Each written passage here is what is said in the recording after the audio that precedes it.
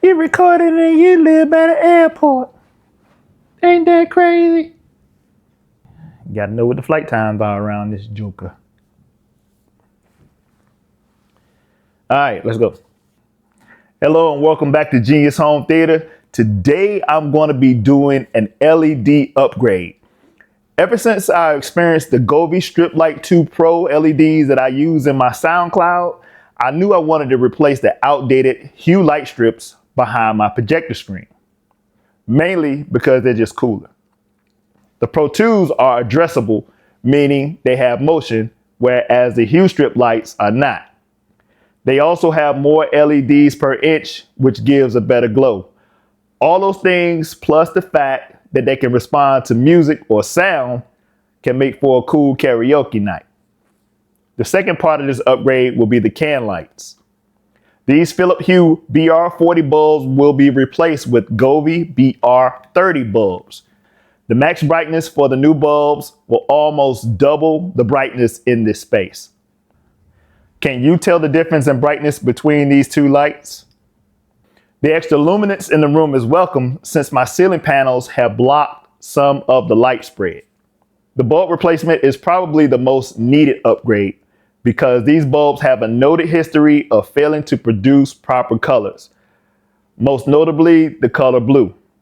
As you can see, this one right here, this is the only one that really does blue that well. As you can see over here, this one is not as blue as this one, but they're all set to blue.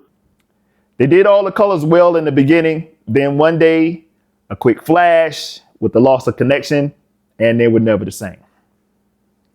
So let's tackle the easy upgrade first. Now, it's not like y'all need to see me change a bulb, but it's a good opportunity to fit in the first boogie break of 2026. So feel free to get your boogie on right quick.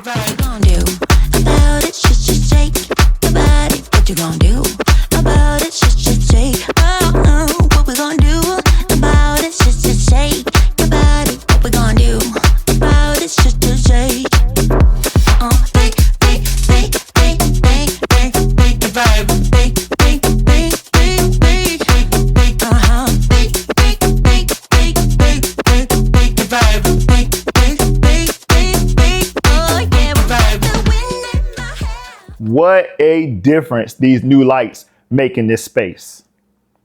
I'll later assign the bulbs in my Govee app and include them in some crazy lighting scenes.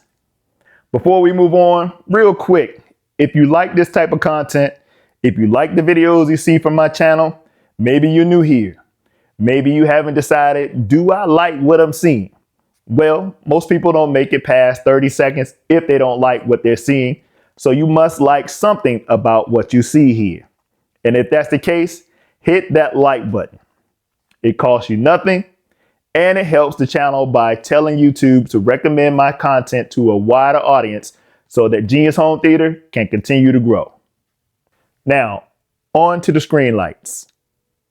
These RLX panels are hung with impelling clips, so removal is easy.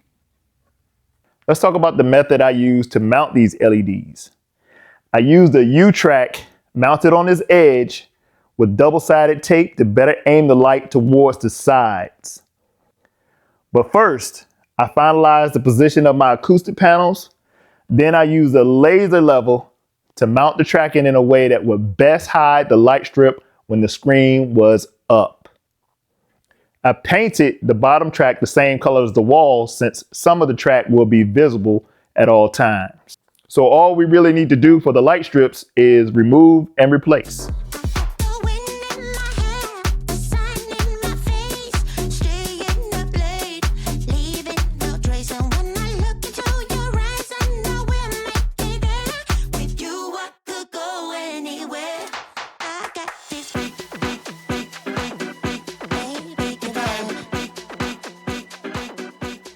These strips are 2 meters, so the included power adapters should fit exactly as the Hue strips that I'm replacing.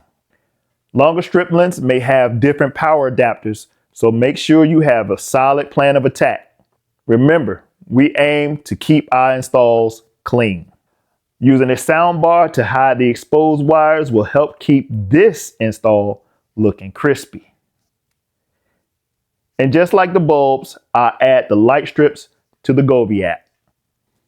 All that's left now is to see what type of fun we can have now that all the room LEDs are on the Govee ecosystem. Maybe set the mood with a little bit of ambiance. Or add a special lighting sequence before movie startups. So tell me, do you use Govee LEDs or any LEDs at all in your home cinema space? If so, how often do you use them? I'll admit I don't use mine as much, but when I do, I make sure it's a show that the visitors will never forget. This is Genius Home Theater. My name is Ron, and I'll see you in the next one.